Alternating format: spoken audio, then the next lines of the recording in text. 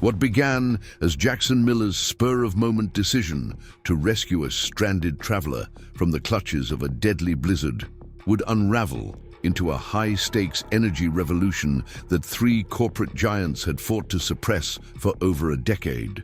The historic Arctic Vortex that threatened a stranger's life that fateful night would serve as the perfect backdrop for a life-changing encounter that would transform the quiet farming community of Mapleton into the unlikely birthplace of a global technological breakthrough. Jackson stood at the frost-covered window of his century-old farmhouse, the steaming coffee forgotten in his calloused hands as he counted the 12th black luxury SUV rolling through his weathered wooden gates. The modest 120-acre Pinecrest Farm that his grandfather had built during the Great Depression now resembled a corporate headquarters rather than the struggling apple orchard and wheat farm it had been just 24 hours earlier. Before we jump back in, tell us where you're tuning in from, and if this story touches you, make sure you're subscribed, because tomorrow I've saved something extra special for you. "I don't understand any of this, Rusty," he said to the aging German shepherd pressing anxiously against his leg.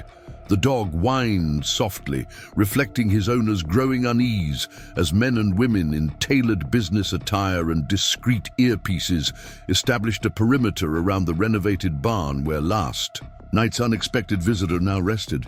The record-breaking polar front that meteorologists had named the Arctic Vortex had brought temperatures plummeting to -40 degrees across the northern Rockies, collapsing power grids and making roads impassable throughout 3 states. Local authorities had declared a state of emergency, closing highways and warning residents to shelter in place as the life-threatening cold descended upon the region with unexpected ferocity. Jackson had spent the day reinforcing his generator setup and checking on his winter apple storage, ensuring the specialized heating system wouldn't fail and destroy the precious late-season crop that was keeping Pinecrest Farm financially afloat.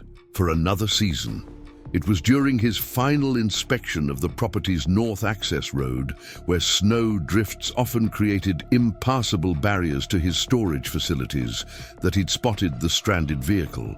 At first, Jackson thought it was an abandoned delivery truck, perhaps left by one of the local supply companies that had misjudged the severity of the approaching storm. Only when Rusty began barking frantically, racing toward the snow-covered vehicle despite the bitter cold, did Jackson realize there were people inside.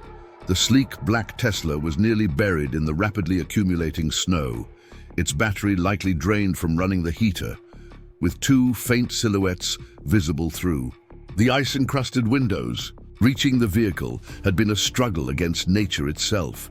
The wind-driven snow created near-zero visibility, and each step felt like wading through concrete as the fresh powder quickly accumulated past his knees. When Jackson finally reached the driver's side window and cleared enough snow to peer inside, the gravity of the situation became immediately clear. A well-dressed man in his 50s sat slumped in the driver's seat, his complexion alarmingly pale. Beside him, a younger woman in a business suit was desperately trying to revive him while shivering violently herself.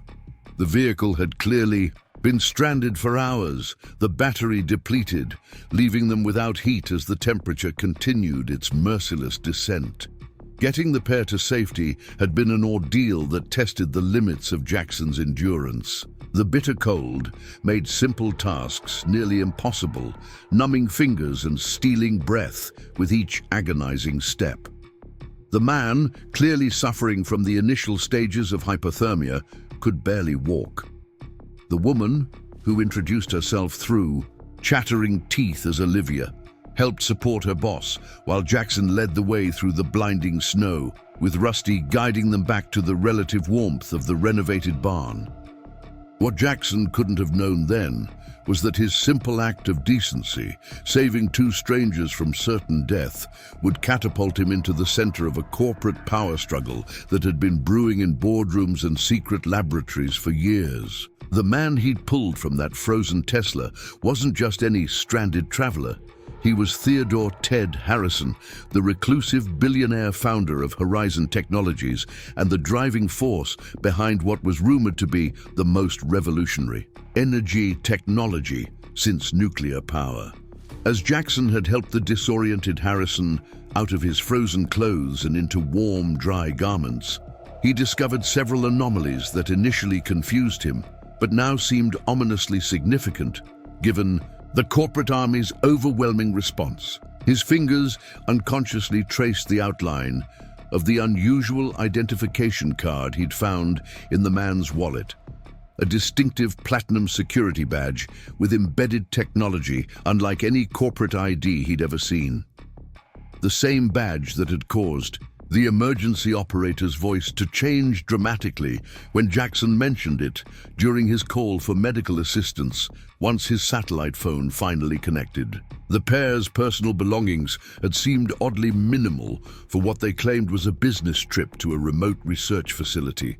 Virtually no luggage, just one reinforced metallic briefcase handcuffed to Harrison's wrist. Despite his semi-conscious state, the billionaire had refused to be separated from the case, even as his body temperature had reached dangerously low levels. It had taken substantial persuasion and Olivia's tearful pleas before he'd finally allowed Jackson to unlock it from his wrist so proper warming measures could be implemented.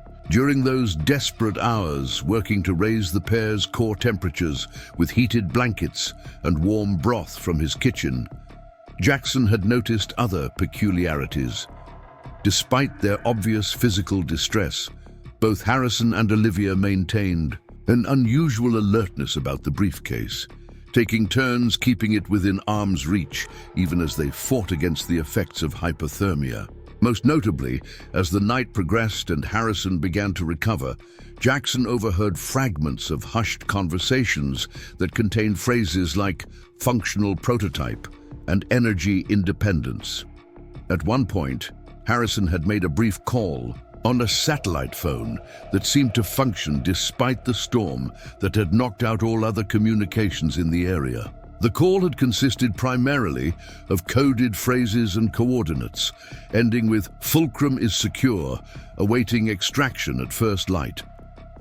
Now, that simple act of human kindness, rescuing stranded travelers from a killer storm, had escalated into something far beyond Jackson's comprehension. The motorcade arriving at his farm included armored vehicles and communications trucks with satellite arrays powerful enough to operate through the continuing blizzard. The personnel securing his property moved with the practiced efficiency of private security forces, establishing defensive positions with sightlines covering every approach to his isolated farm. Several agents were setting up what appeared to be electronic surveillance equipment around the perimeter, while others unloaded hardened cases containing technology that resembled military-grade communications systems. The transformation of Pinecrest Farm into what looked like a corporate fortress continued at a remarkable pace, making Jackson feel like a stranger on his own property. As Jackson waited in the mudroom for Harrison's arrival, he found himself struggling to process how rapidly his life had changed. Just yesterday, his biggest concern had been whether his Apple storage would survive the Arctic Vortex. Now he was at the center of what appeared to be a high-stakes corporate espionage situation involving one of the world's most powerful technology moguls. Are these corporate conflicts always this intense? Jackson asked Brooks, who was methodically checking sightlines through the mudroom's frost-covered windows. She gave him a measured look. "This isn't standard corporate security, Mr. Miller. Preparing and narrating this story took us a lot of time, so if you are enjoying it, subscribe to our channel. It means a lot to us. Now back to the story. What's happening here goes well beyond typical competitive intelligence gathering. The level of resources Vertex is deploying suggests this prototype represents something revolutionary." "What exactly is a quantum flux generator?" Jackson asked, recalling Director Coleman's earlier words. Brooks hesitated, clearly weighing operational security against Jackson's need to understand the situation unfolding on his property. I'm not a scientist, but the simplified version is that it's an energy generation system that produces clean power through quantum manipulation. No radioactive materials, no fossil fuels, minimal environmental impact, and theoretically unlimited output. "You're talking about unlimited clean energy," Jackson said, the implications dawning on him. "That would change everything. Transportation, manufacturing, global politics, and completely disrupt the multi-trillion-dollar energy industry," Ramirez added, his attention still focused on the security feeds. Oil, coal, natural gas, even conventional renewables, all potentially obsolete overnight. The conversation was interrupted by movement at the western entrance to the breezeway. The security feed showed a small group approaching.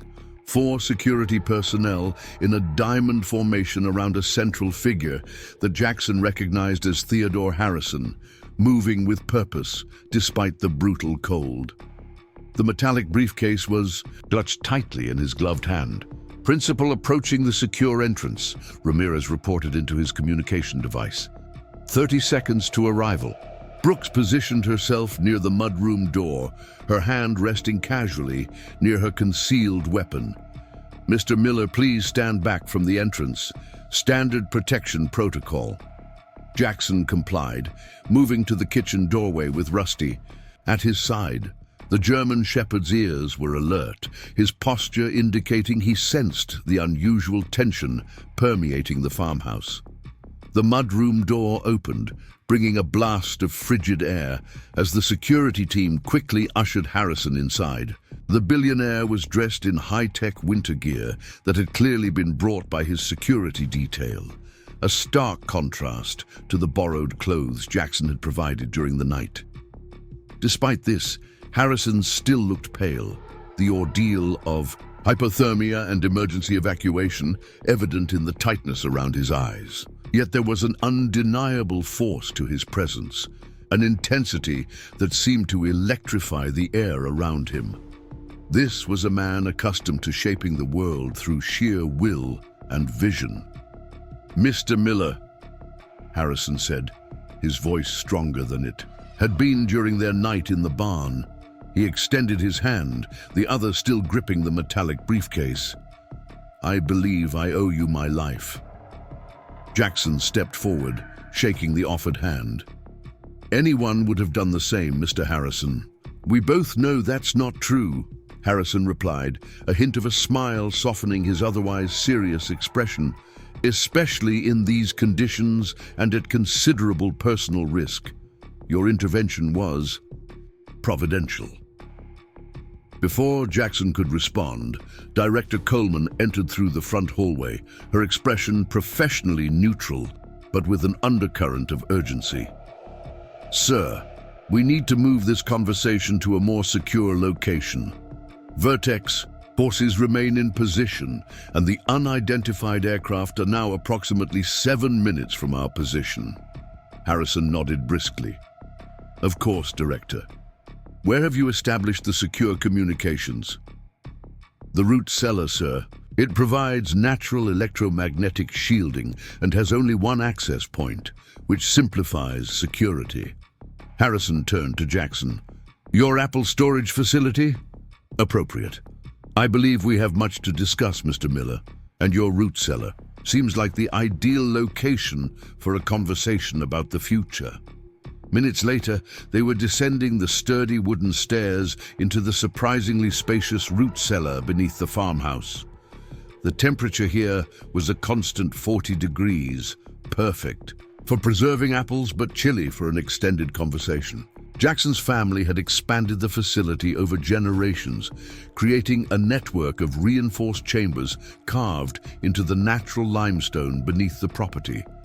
Security personnel had already transformed the main chamber into an improvised command center. Portable lights illuminated the space, casting long shadows across the neatly stacked apple crates that lined the walls. Communication equipment hummed quietly on folding tables, while monitors displayed security feeds from around the property. "You run an impressive operation, Mr. Miller," Harrison commented, glancing at the methodically organized storage system. "These Honeycrisp apples are particularly challenging to store properly through winter." Jackson couldn't mask his surprise. "You know apple cultivation. I grew up on a small orchard in eastern Washington before technology became my focus," Harrison replied, setting his briefcase on a cleared table. "My father believed that understanding how things grow was the foundation of understanding how the world works, a philosophy I suspect we share." Director Coleman approached, interrupting the unexpected moment of connection. "Perimeter is secure, but Vortex forces remain in position. The government helicopters will be within visual range in approximately 5 minutes." Harrison's expression hardened. "And our reinforcements?" 12 minutes out, sir. Weather conditions are deteriorating further." "Then we don't have much time." Harrison turned to Jackson. "Mr. Miller, what I'm about to share with you would typically require multiple layers of security clearance and years of trust building. But circumstances demand expediency, and your actions last night suggest a character I'm inclined to trust." He placed his hand on the metallic briefcase, a biometric scanner glowing briefly before the locks disengaged with a soft click. "This prototype represents the culmination of 15 years of research and development, a completely new approach to energy generation that harnesses quantum fluctuations in the fabric of reality itself." As Harrison opened the case, Jackson expected to see something reminiscent of science fiction, glowing components or futuristic technology. Instead, he was surprised by the device's understated appearance. It resembled a slightly oversized laptop computer with additional cooling systems and a series of specialized connection ports. The only unusual feature was a small cylindrical chamber at its center, containing what appeared to be a perfectly reflective sphere suspended in some type of clear medium. "This doesn't look like it could power a city," Jackson observed. "Neither. Does an acorn look like it could become an oak tree?" Harrison replied.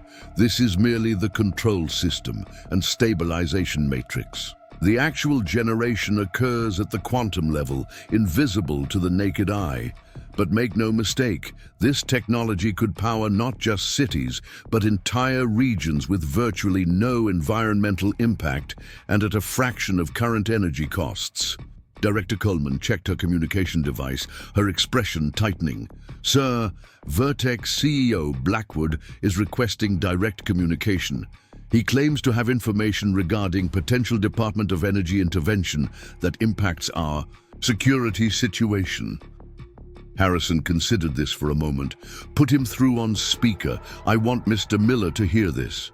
Coleman activated a secure communication link, and Vincent Blackwood's voice filled the root cellar, smooth, cultured, and carrying the unmistakable confidence of someone accustomed to wielding significant power. "Ted, this posturing is unnecessary and potentially dangerous for all involved. We have confirmed intelligence that the DOE task force approaching your position has been compromised. They're not coming to secure your prototype. They're coming to confiscate it under the guise of national security concerns." Harrison's expression remained neutral. "And naturally, you've positioned your security forces around this property out of pure concern for my welfare, Vincent." A short laugh came through the speaker. "We're competitors, not enemies. The energy revolution your technology represents should be developed by the private sector, not seized by government bureaucrats who'll bury it in red tape for decades while continuing to subsidize fossil fuels. You know I'm right about this." "What exactly are you proposing?" Harrison asked, his tone carefully measured. "A temporary alliance. My security forces have countermeasures for the government helicopters. Your team clearly has defensive capabilities as well. Together, we can secure both you and the prototype. then negotiate from a position of strength rather than having the technology simply disappear into some classified government facility. Jackson watched Harrison's face during this exchange, noting the calculating intelligence behind the billionaire's eyes as he processed Blackwood's unexpected offer. "And I suppose this alliance would include you getting a first-hand look at my prototype, perhaps even shared patent rights." "Details to be negotiated, of course," Blackwood replied smoothly. "But surely a reasonable partnership is preferable to government appropriation. They'll invoke national security, energy infrastructure protection, whatever. Justification necessary to take what you've built." Harrison glanced at Director Coleman, who subtly shook her head, clearly distrusting Blackwood's motives. "I'll need a moment to consider your proposal, Vincent," Harrison said finally. "Stand by." As the connection was muted, Harrison turned to Jackson. "What do you think, Mr. Miller?" Jackson blinked in surprise. "You're asking my opinion? I'm just a farmer who happened to find you in a snowstorm. You're a man who risked his life to save strangers without expectation of reward," Harrison countered. "That suggests a moral clarity that's increasingly rare. Sometimes an outsider's perspective cuts through complexity to the heart of a matter." Jackson considered carefully before responding. "When I was in Afghanistan, I learned that the enemy of your enemy isn't necessarily your friend. Both sides might want to use you for their own purposes." Harrison nodded thoughtfully. "A soldier as well as a farmer. That explains your composure in this crisis." He glanced at the security feeds, showing both the Vortex forces surrounding the property and the approaching government helicopters. "The question becomes, who represents the greater threat to what I'm trying to achieve? Corporate rivals or government regulators?" "What exactly are you trying to achieve?" Jackson asked. "Beyond creating revolutionary technology, I mean. What's your purpose?" Something shifted in Harrison's expression, a momentary glimpse behind the corporate titan's carefully maintained facade. "Energy democracy, Mr. Miller. For centuries, power, both literally and figuratively, has been controlled by those who control energy resources. Oil cartels, coal barons, utility monopolies, even the nuclear industry. They all concentrate power in the hands of the few at the expense of the many." He gestured to the simple device in the open briefcase. "This technology could decentralize energy production completely. Every home, every farm, every community could generate its own power independently. No grids, no pipelines, no centralized control points. True energy autonomy, which threatens extremely powerful interests," Jackson concluded, understanding dawning. "No wonder everyone's converging on my farm." "Precisely. The quantum flux generator represents not just a technological revolution, but a potential power restructuring on a global scale." Harrison glanced at the security feeds. "And now we have 3 separate factions aiming to control that future, all converging on your property during the worst blizzard in decades." Director Coleman approached, her expression grave. "Sir, the government helicopters are now in visual range. Thermal imaging shows they're carrying a tactical team, not standard DOE personnel. And Mr. Blackwood is requesting your response to his proposed alliance." Harrison studied the security feeds, his jaw tightening. "Tell Blackwood I'll consider his proposal on one condition. His forces withdraw to the perimeter road, maintaining defensive positions, but allowing my team freedom of movement on the property." As Coleman relayed this counter-proposal, Jackson moved closer to one of the monitors, showing the approaching helicopters. Something about their flight pattern seemed odd, even accounting for the severe weather conditions. "Those aren't flying like government aircraft," he observed. "The approach vector is too aggressive for these wind conditions, and they're maintaining an unusually tight formation." Harrison joined him at the monitor, studying the footage. "You have experience with military aviation. Two tours as a forward observer coordinating air support, Jackson confirmed. Those pilots are flying like they're on an offensive mission, not a bureaucratic assignment. Government officials coming to review technology don't fly like that. Strike teams do. Harrison's expression darkened. Director Coleman, reassess threat level from the approaching aircraft. Mr. Miller suggests their approach pattern indicates offensive intent. Coleman immediately ordered enhanced scanning of the approaching helicopters. Within moments, new information appeared on the command screens. Sir, thermal imaging is picking up mounted weapons systems on all 3 aircraft. Those aren't standard Department of Energy helicopters. They're militarized private security contractors with heavy suppression capability. Vincent lied about government intervention, Harrison concluded grimly.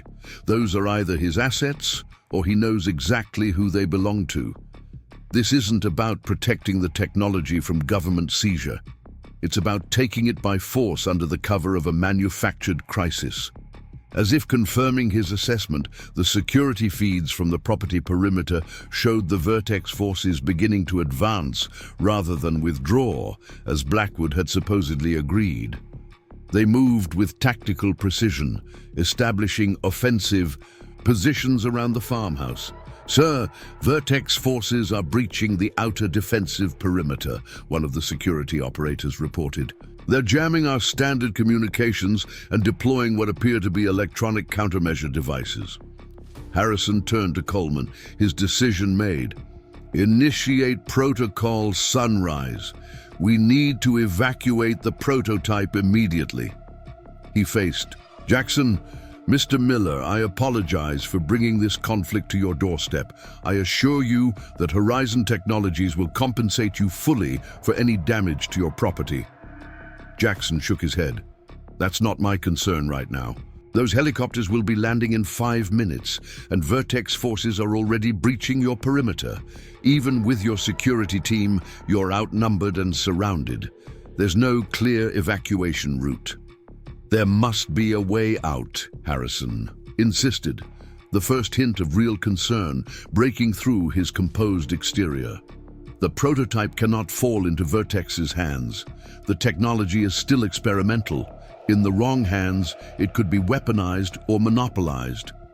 Jackson fell, silent, considering the situation with the tactical mindset he'd developed during military service. The farm that had been his family's home for generations was now effectively a battlefield, with his property becoming the center of a conflict with global implications. Then a memory surfaced, something his grandfather had shown him years ago, when Jackson was just a boy.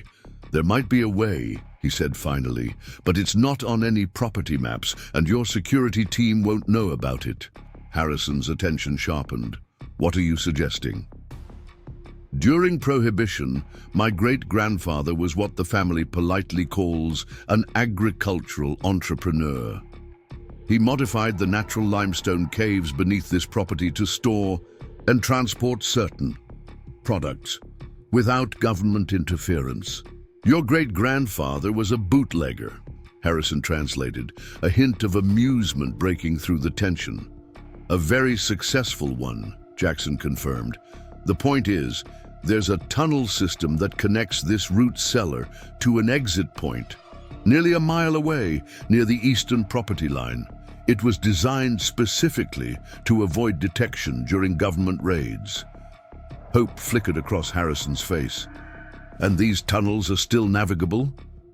My grandfather maintained them as fallout shelters during the Cold War. I've kept them clear for storage expansion.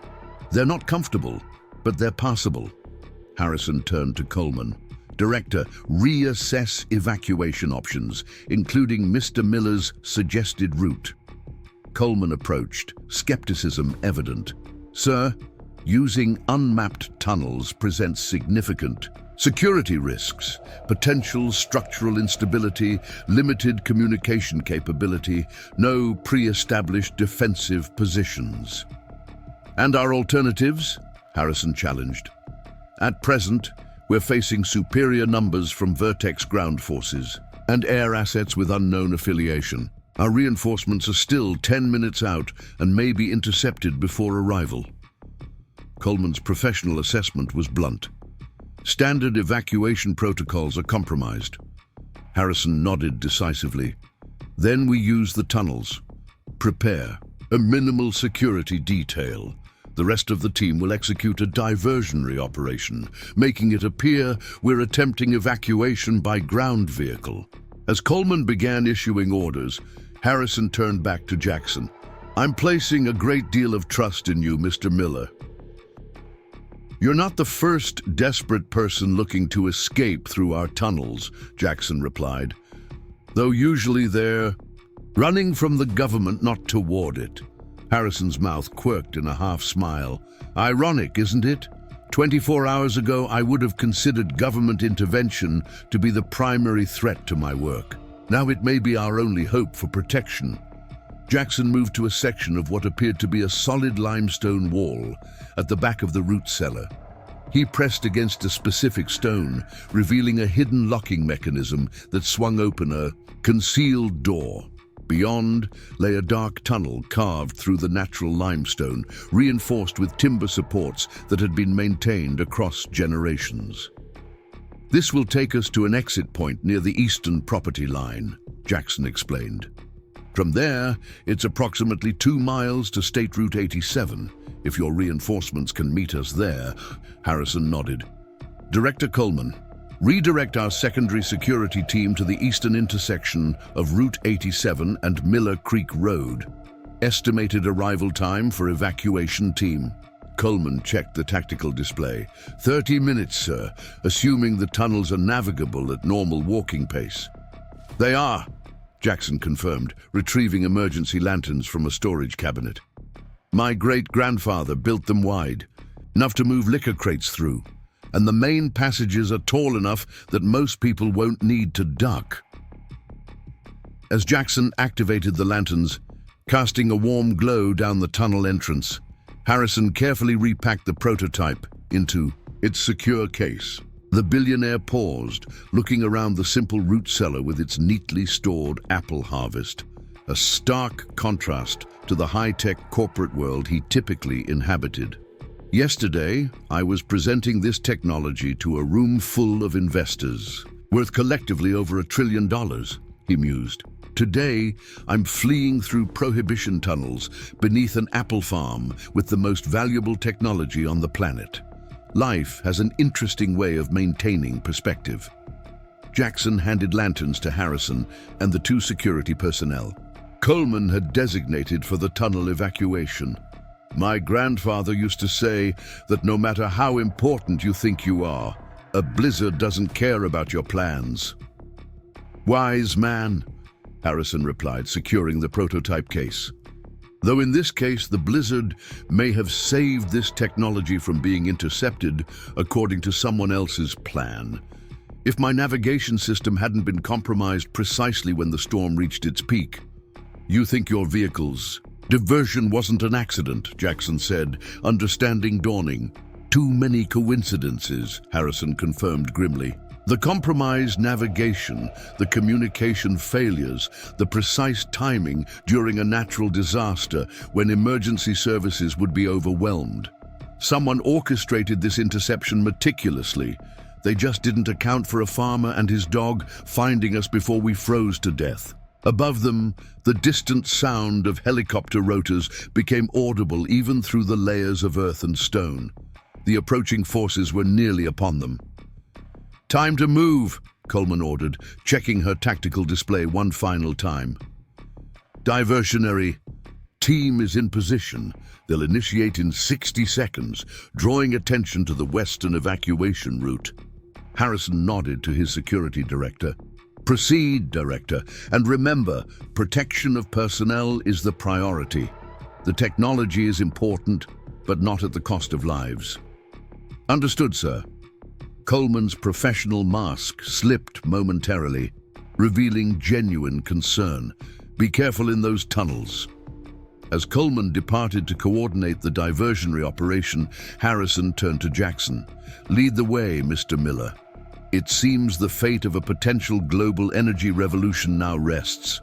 In the hands of a third-generation apple farmer, Jackson switched on his lantern and stepped into the tunnel entrance.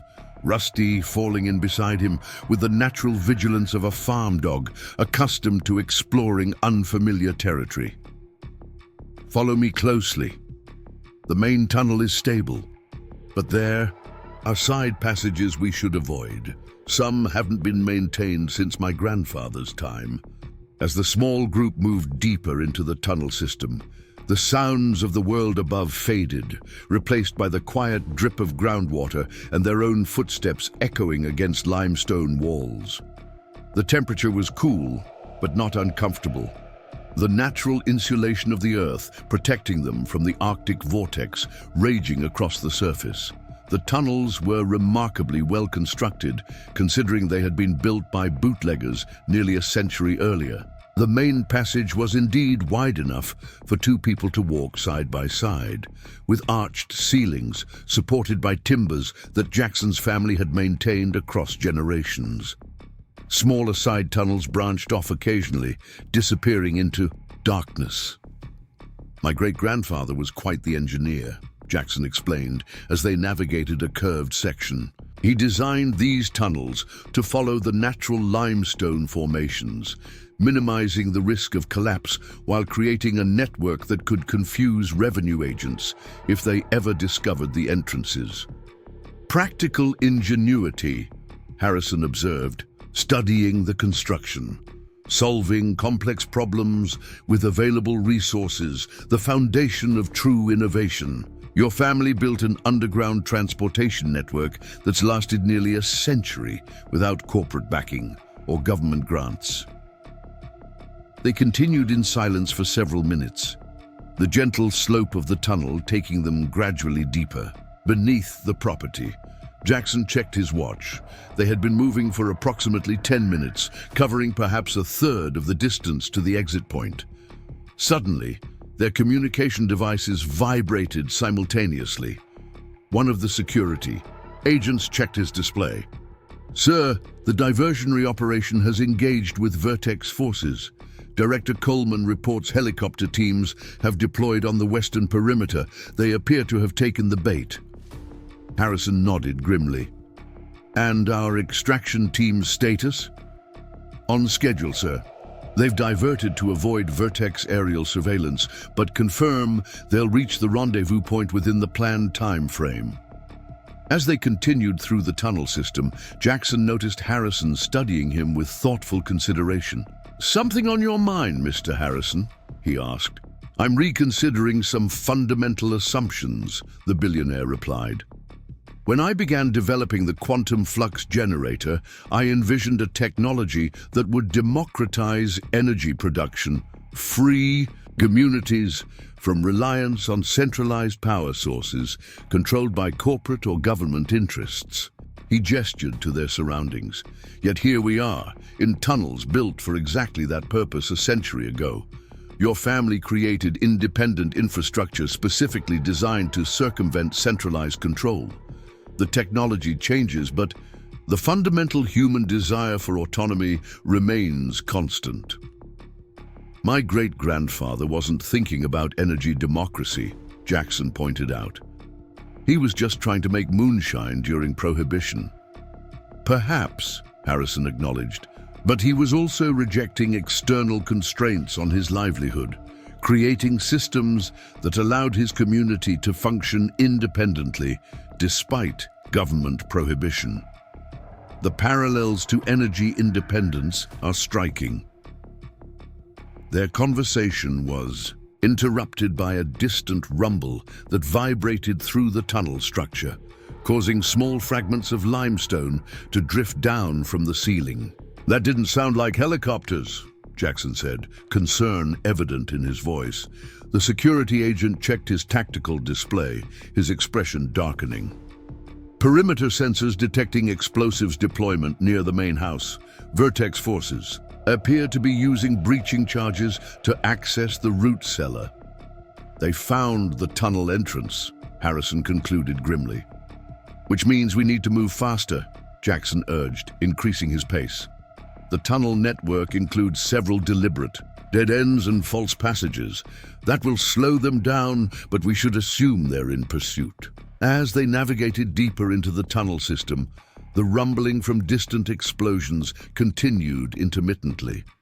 Vortex forces were clearly using significant firepower in their attempt to secure the prototype, with little regard for property damage. "I'm sorry about your farm, Mr. Miller," Harrison said quietly as they hurried through the passages. "This destruction is my responsibility." "I'm more concerned about my security team," Jackson replied. "The house and barn can be rebuilt, but people can't be replaced." Harrison nodded soberly. "Director Coleman is highly capable. Her primary objective is personnel safety, not property protection." They reached a junction where the main tunnel split into 3 separate passages. Jackson paused, getting his bearings. "The right passage leads to the exit point," he explained. "The left and center tunnels are decoys. They circle back toward the property in case revenue agents discovered the network." As they started down the right-hand tunnel, Rusty suddenly froze, his ears perked forward and a low growl forming in his throat. "What is it, boy?" Jackson asked, immediately alert to his dog's warning. The security agents immediately moved into protective positions, weapons drawn but pointed downward. Years of military experience had taught Jackson to trust a dog's senses. Rusty was detecting something beyond human perception. "Could be pursuit forces," one of the agents suggested. Quietly. "Not from behind us," Jackson countered, noting the direction of Rusty's attention. "He's sensing something ahead." Harrison carefully set down the prototype case, moving closer to Jackson. "Could there be another entrance to these tunnels that we don't know about?" "Not on our property," Jackson replied, his voice low. "But these tunnels were built during Prohibition. My great-grandfather had partners in neighboring farms, a distribution network that stretched across the county." Understanding dawned in Harrison's eyes. So these tunnels might connect to other properties that could now belong to anyone. The implications were clear. If Vortex had done their research thoroughly, they might have identified the historical tunnel network and positioned forces at multiple access points. "We need an alternative route," Harrison concluded, turning to the security agents. "Contact Director Coleman. We may need to adjust the extraction plan." As one of the agents attempted to establish communication, his expression became troubled. "Signal degradation, sir. The limestone is blocking standard frequencies, and something's interfering with our emergency bandwidth." "Signal jammers," the other agent suggested. "Vortex could be deploying countermeasures throughout the area." Jackson considered their options, mentally reviewing the tunnel network he had explored throughout his life. "There's another way," he said finally. "A maintenance shaft that connects to an old storm cellar about half a mile from here. It's not on any property maps. My grandfather added it during the Cold War as an emergency exit." "Can you navigate to it?" Harrison asked. "Yes, but it's narrower than this main tunnel, designed for emergency escape, not comfortable passage. And the exit point is further from the road, which means more exposure to the elements once we surface." Harrison glanced at the security feeds, still functioning on his personal device. The situation above ground had deteriorated significantly. Vortex forces had secured the farmhouse and barn, and their tactical teams were systematically searching the property. The diversionary operation had drawn some forces away, but not enough to create a clear evacuation route. "We don't have much choice," Harrison decided. "The prototype cannot fall into Vortex's hands." Jackson nodded, turning down a narrow side passage that they had passed minutes earlier. "This way. The maintenance shaft connects about 200 yards ahead." As they navigated the increasingly tight confines of the side tunnel, the sounds of pursuit became audible in the distance. Echoing voices and the distinctive footfalls of tactical teams moving with purpose through the main passage they had abandoned. "They're in the tunnel system," one of the security agents confirmed grimly. The group increased their pace, the lanterns casting moving shadows across the limestone walls. The side tunnel narrowed further, requiring them to proceed in single file. Rusty stayed close to Jackson's heels, the German shepherd's instincts keeping him alert to threats from multiple directions. After several minutes of tense progress, they reached a rusty metal ladder bolted into the rock face, ascending into what appeared to be a narrow vertical shaft. "The maintenance exit," Jackson confirmed, shining his lantern upward. "It leads to an old storm cellar about 30 feet above us. From there, we can reach the surface approximately half a mile east of the original exit point." Harrison studied the narrow shaft with concern. "And you're certain this route isn't on any property records? Vortex seems remarkably well informed about your farm's infrastructure." "My grandfather never documented this exit," Jackson assured him. "It was his personal insurance policy during the height of the Cold War, a way out that only the family knew about." The distant sounds of pursuit grew louder, echoing through the tunnel network. They had minutes at most before Vortex forces discovered their deviation from the main passage. "I'll go first," Jackson decided, handing his lantern to Harrison. "I need to make sure the mechanism still works. The access hatch might be frozen, shut with these temperatures." Without waiting for discussion, Jackson began climbing the metal rungs, Rusty whining anxiously below. The shaft was claustrophobically narrow, barely wide enough for an adult man to navigate. Jackson could feel the cold intensifying as he ascended, suggesting the surface temperature had dropped even further during their time underground. Near the top, he encountered the hatch mechanism, a heavy steel plate secured by an internal locking system that his grandfather had meticulously maintained during his lifetime. Jackson had checked it only twice since inheriting the farm, but the robust construction had been designed to function even after decades of disuse. Bracing himself on the ladder, Jackson applied pressure to the locking mechanism. For a moment, it resisted, years of minimal use and the extreme cold working against him. Then, with a groaning protest of metal against metal, the lock disengaged and the hatch shifted slightly. "The mechanism works," he called down to the others, "but we'll be emerging into the full force of the blizzard. Prepare yourselves for extreme conditions." With a powerful push, Jackson forced the hatch fully open. Immediately, a blast of Arctic air rushed into the shaft, carrying swirling snow and dropping the temperature dramatically. He pulled himself up into what remained of the old storm cellar, now little more than a concrete shell, partially covered by years of accumulated soil and vegetation. Through gaps in the deteriorated roof, Jackson could see the blizzard raging with undiminished fury. The visibility was near zero, with wind-driven, snow creating a white wall that obscured everything beyond a few yards. The temperature had to be at least 50 below with the wind chill, deadly conditions for anyone caught unprepared. He turned back to the shaft opening. "Come up one at a time," he called down. "Secure the prototype first." Harrison passed the metallic case up to Jackson, then began his own ascent of the narrow ladder. Despite the billionaire's obvious exhaustion from his ordeal, he moved with determined efficiency. The security agents followed, the last one securing the shaft hatch behind them to delay pursuit. As the group assembled in the deteriorated storm cellar, the full impact of their situation became clear. They had escaped the immediate threat of capture, but now faced the potentially lethal challenge of traversing half a mile through an Arctic blizzard to reach their extraction point. "Communication status?" Harrison asked one of the agents. "Limited functionality, sir. I'm getting fragmented signals from Director Coleman. The diversionary operation has pulled some Vortex forces away, but their main tactical team is still in pursuit.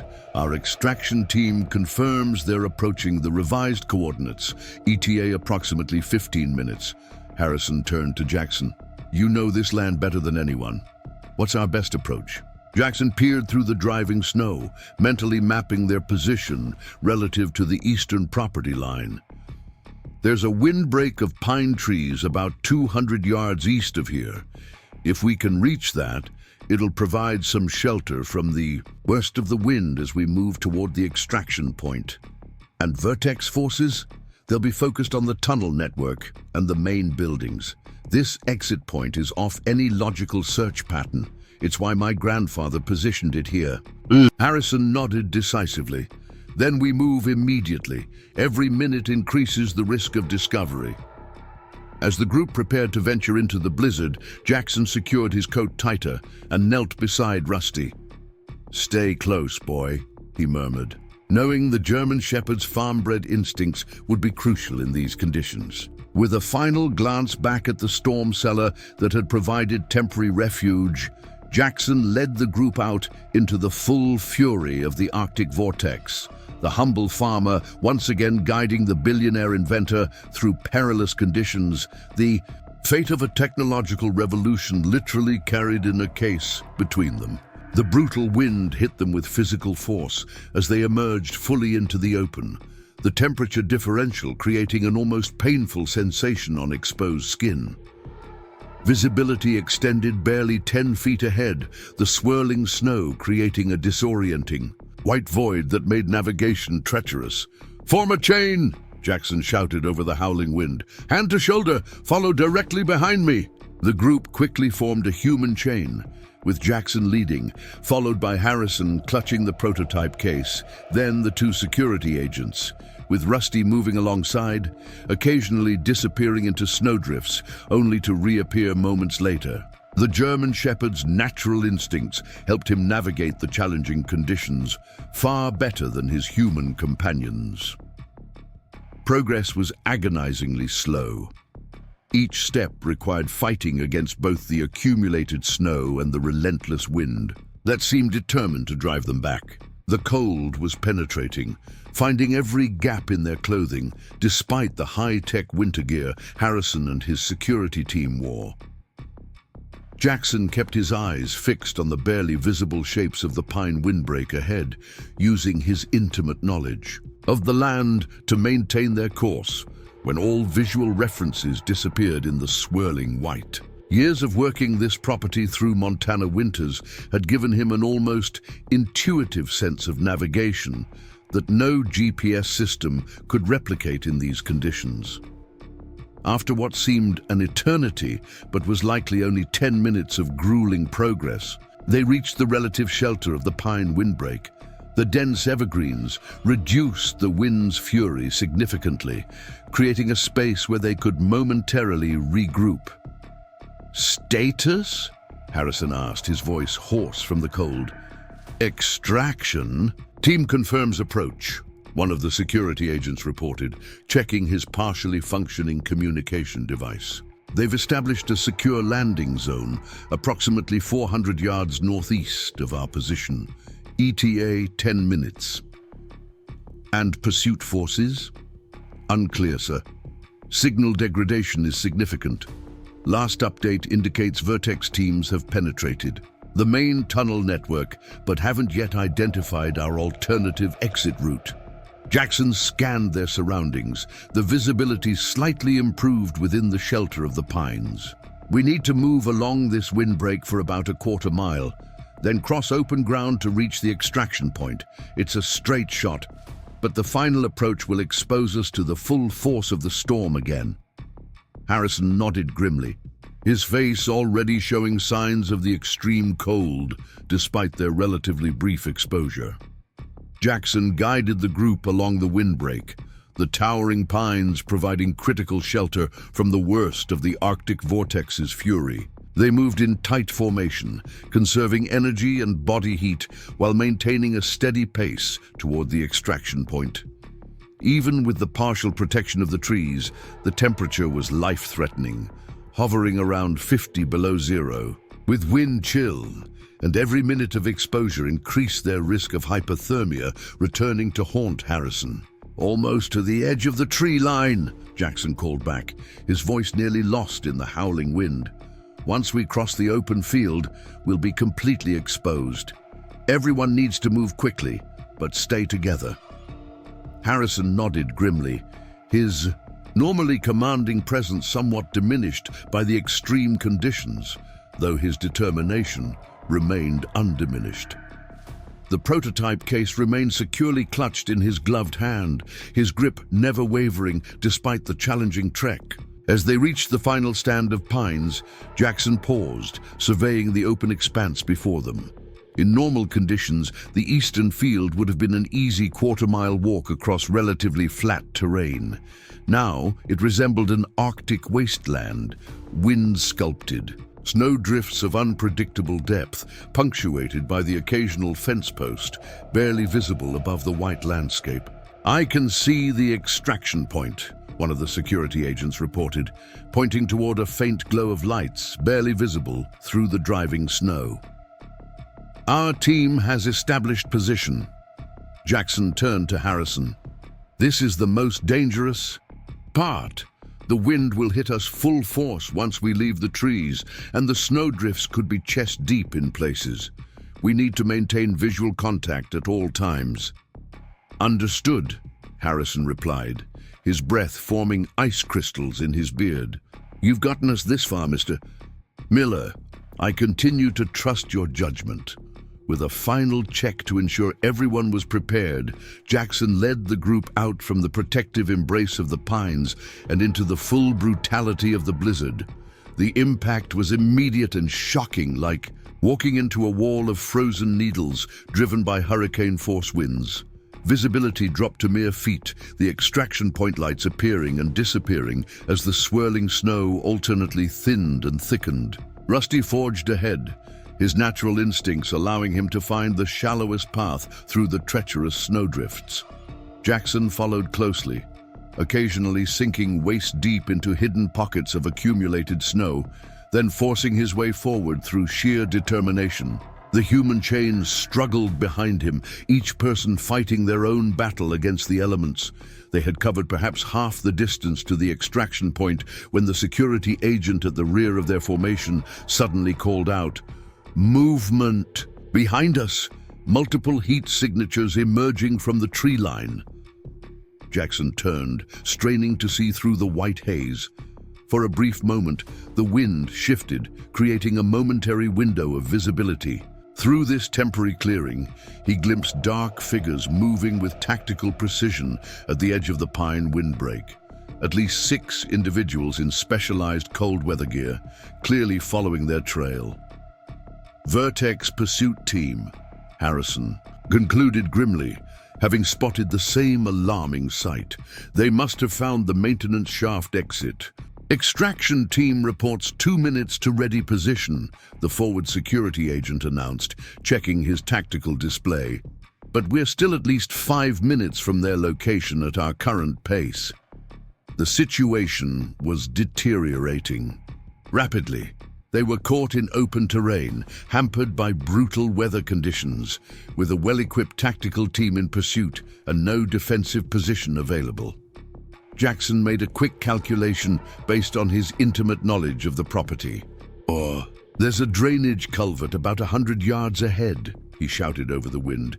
"It runs under the old access road, not much cover, but it might slow them down."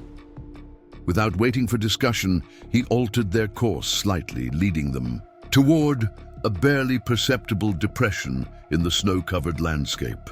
Years of working this land through all seasons had imprinted its features in Jackson's mind, knowledge that now could mean the difference between escape and capture. The pursuit team was gaining ground rapidly, their specialized equipment and tactical training allowing them to move more efficiently through the challenging conditions than Harrison's small group. The distance between them had closed to approximately 200 yards and was diminishing with each passing minute.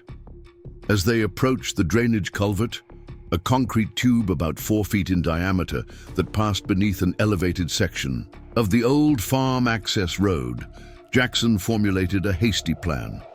"The extraction point is just beyond that rise," he indicated, pointing toward a subtle elevation in the otherwise flat terrain. The culvert runs in that direction. You can use it as a sheltered approach while staying out of direct line of sight.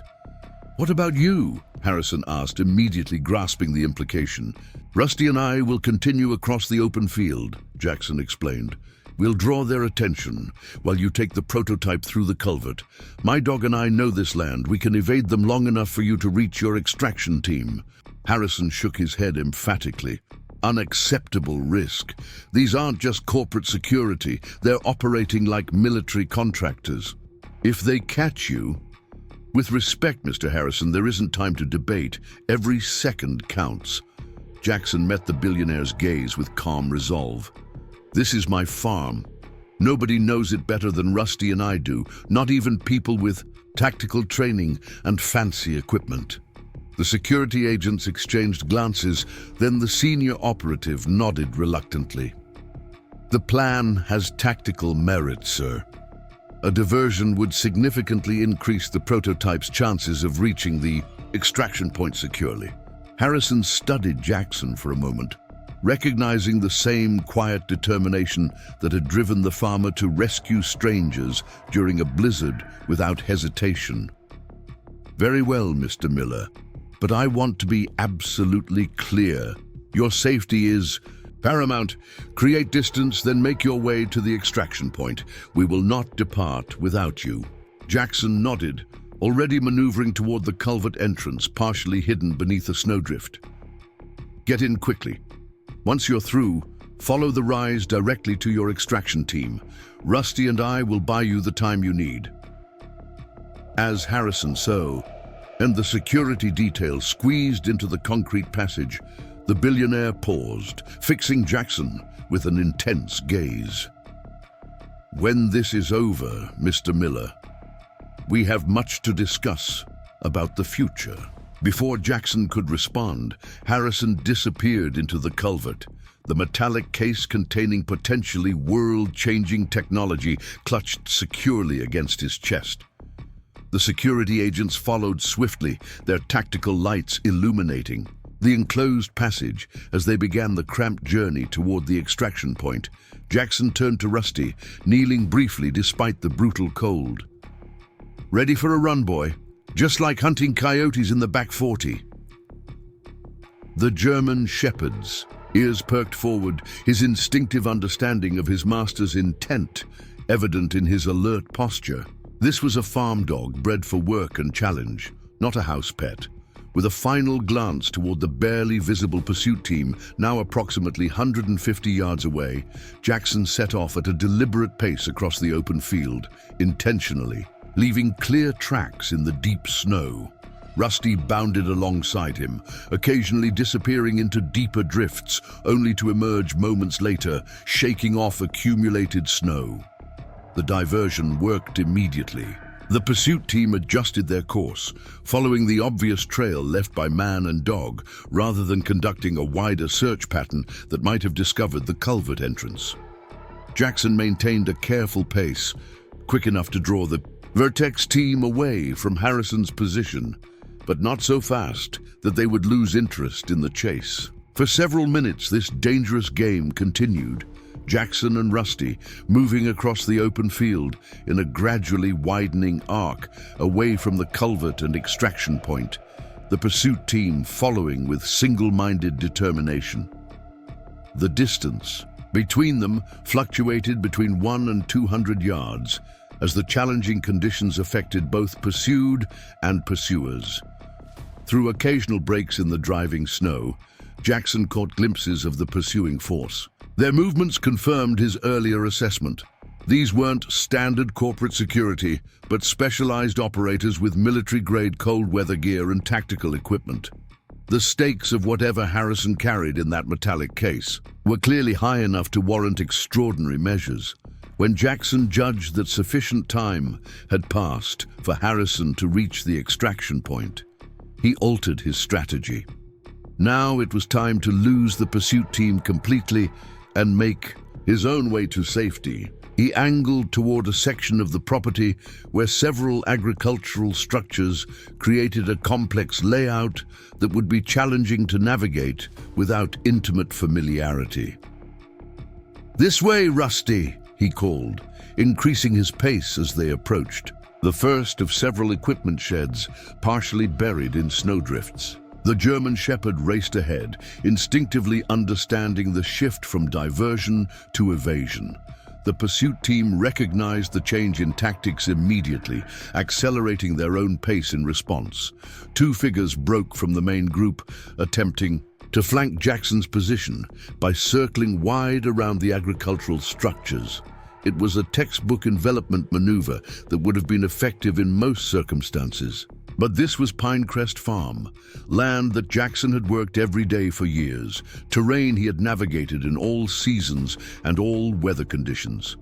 Between the equipment sheds lay a complex network of irrigation channels, compost pits, and seasonal storage areas that created a natural maze, invisible beneath the snow cover. Jackson moved confidently through this hidden labyrinth, stepping precisely where he knew solid footing existed, avoiding the pitfalls that would trap someone without his intimate knowledge. Rusty stayed close, the dog's natural instincts complementing his master's experience. Together, they navigated the snow-covered obstacle course with a fluidity that their pursuers couldn't match. The results became evident within minutes. One of the flanking pursuers disappeared suddenly from view, having stepped into a drainage ditch hidden beneath a seemingly solid snowdrift. Another became entangled in the remnants of protective netting used for young apple trees, invisible under the snow, but a significant hazard to someone moving at speed. Taking advantage of the momentary confusion, Jackson changed direction again, heading toward a dense thicket of fruit trees that would provide additional concealment. The main pursuit force was now spreading out, attempting to establish a search perimeter rather than maintain direct chase, a tacit acknowledgement that their quarry had superior knowledge of the terrain. Through a brief gap in the swirling snow, Jackson caught sight of the extraction point. A sleek, military-style helicopter was now visible on the ground beyond the rise, its rotors maintaining slow movement to prevent icing in the extreme conditions. Figures moved around it with professional efficiency, establishing a defensive perimeter while preparing for immediate departure. Harrison had made it safely to the extraction point. The prototype was secure. Jackson felt a moment of profound satisfaction despite his own precarious situation. His diversion had worked, giving the Billionaire and his revolutionary technology the time needed to reach safety. Now, he needed to make his own escape. The pursuit team was regrouping, coordinating their movements with greater caution after encountering the hidden hazards of Pinecrest Farm. They had shifted to a methodical search pattern that would eventually cut off all potential routes to the extraction point if Jackson didn't move quickly. "Come on, Rusty," he urged, setting off toward the helicopter at a controlled run. The German Shepherd led the way, instinctively finding the path of least resistance through the deep snow. They had covered perhaps half the remaining distance when the distinctive crack of a warning shot echoed across the field. One of the pursuit team had spotted their movement and fired into the air, a signal to the others, rather than a direct threat, but a clear indication that Jackson's window of opportunity was closing rapidly. The response was immediate. The scattered pursuit force converged, moving to intercept Jackson's path to the extraction point. They were executing a classic containment maneuver, attempting to establish a human barrier between the fleeing farmer and the waiting helicopter. Jackson altered course again, angling toward a section of old fencing partially collapsed under the weight of accumulated snow. It created a natural funnel that would force his pursuers to bunch together if they followed, limiting their tactical advantage of superior numbers. Rusty sensed the urgency, pushing ahead through snowdrifts that reached his shoulders at times. The loyal farm dog was operating on instinct now, his natural protective nature fully engaged as he led his master towards safety. As they approached the narrowest point of the natural funnel, Jackson heard the distinctive sound of the helicopter's engines increasing power. The extraction team was preparing for immediate departure, likely having spotted the closing pursuit force. The window of opportunity was measured in seconds now, not minutes. With a final burst of energy born from years of physical farm labor, Jackson pushed through the deepest section of snow, emerging onto a relatively clear stretch that led directly to the waiting helicopter. Rusty bounded ahead, reaching the perimeter established by Harrison's security team first. The extraction team responded immediately, 2 security personnel moving forward to provide covering positions, while others maintained the defensive perimeter around the helicopter. Through the swirling snow, Jackson could see Harrison himself, standing at the helicopter's open door, refusing to board until his rescuer was safely aboard. The pursuit team realized their quarry was about to escape. 2 operators broke into a full sprint, attempting to close the final distance before Jackson could reach the security perimeter. One raised what appeared to be a specialized weapon, not lethal, but likely designed for incapacitation. "Down!" shouted one of Harrison's security team, and Jackson dropped instantly into the snow, his military training responding automatically to the command. A brief exchange of suppressive fire erupted, not aimed to hit the pursuers, but to force them to take cover and delay their advance. The tactic worked, creating the crucial seconds needed for Jackson to cover the final distance to the extraction perimeter. Strong hands gripped his shoulders, pulling him up and toward the waiting helicopter. Rusty was already being helped aboard by one of the security team members, the German Shepherd shaking off snow as he was guided into the aircraft's cabin. "Move! Move! Move!" The extraction team commander's orders cut through the howling wind. As the security perimeter collapsed in a choreographed withdrawal, personnel falling back in sequence while maintaining defensive positions. Jackson felt himself being practically lifted into the helicopter's cabin, the sudden transition from brutal cold to the aircraft's heated interior, creating an almost painful sensation. Harrison was there, reaching out to help secure him in a seat as the last security team members leapt aboard. "Clear, go, go!" The commander's voice again, and the helicopter's engines roared to full power, the aircraft lifting swiftly into the swirling snow, even as the cabin door was being secured. Through the window, Jackson caught a final glimpse of the pursuit team standing in the snow, weapons lowered as the helicopter rapidly ascended beyond their reach. Within seconds, Pinecrest Farm disappeared from view, obscured by the blizzard, conditions, and the aircraft's swift departure. Inside the cabin, a flurry of activity continued as the security team established in-flight protocols and communications.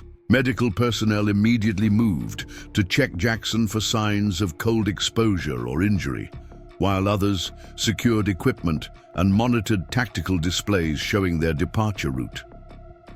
Harrison sat across from Jackson, the prototype case secured.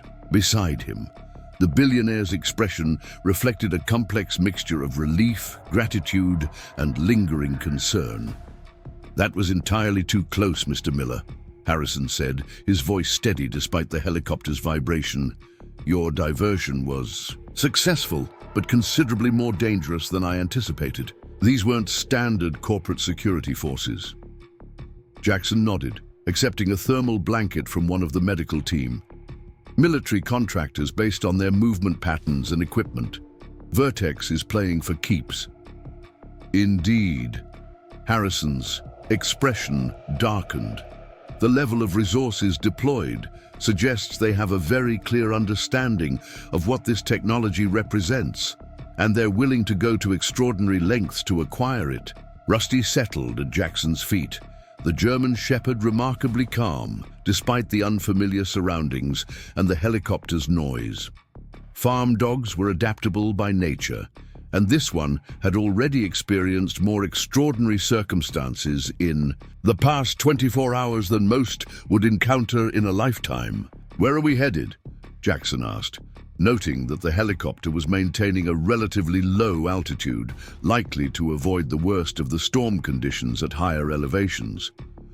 Secure facility approximately 30 minutes from here, Harrison replied, part of Horizon's contingency network, unmarked, off official records, and with significant defensive capabilities. We'll be safe there until this situation is contained. Jackson looked out the window at the swirling white landscape below. Somewhere down there was Pinecrest Farm, his home, his livelihood, now probably damaged by the conflict that had erupted across his property. The reality of the situation was beginning to settle in now that the immediate danger had passed. Harrison seemed to read his thoughts. I give you my word, Mr. Miller, every bit of damage to your property will be repaired. Horizon Technologies will ensure Pinecrest Farm emerges from this better than before. The farm can be fixed, Jackson acknowledged.